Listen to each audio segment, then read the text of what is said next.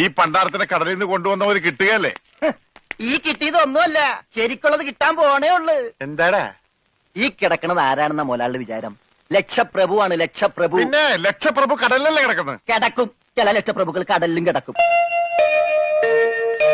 വിശ്വാസം ഇല്ലെങ്കിൽ ഇതെന്താണെന്നൊന്ന് നോക്കിയേ. ഇതെന്താണെന്ന് അറിയാമോ? ഇത് കല്ലാസ്. കല്ലാസല്ല, കള്ളാസ്. അവന്റെ പോക്കറ്റിൽ നിന്ന് കിട്ടിയതാ. അവന് കിട്ടാനുള്ള തുകയുടെ ലിസ്റ്റാണിത്. ലക്ഷങ്ങൾ വരും, ലക്ഷങ്ങൾ. ഇവന്റെ മുഖം കണ്ടാൽ അറിഞ്ഞൂടെ ഇവൻ ചിക്കിലുള്ള വീട്ടിലെ പയ്യനാണെന്ന്.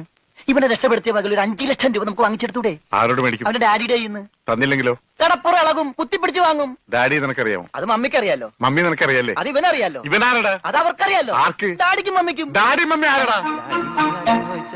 അവര് ഇവൻ ആരാണെന്ന് അറിയാതെ അവരാരാന്ന് ചോദിക്കാൻ പറ്റുമോ? ഇവൻ ആരാന്നറിയാൻ ഒരു ഐഡിയ. ഇവന്റെ ഒരു ഫോട്ടോ എടുത്തിട്ട് ഇവനെ തന്നെ കാണിച്ചിട്ട്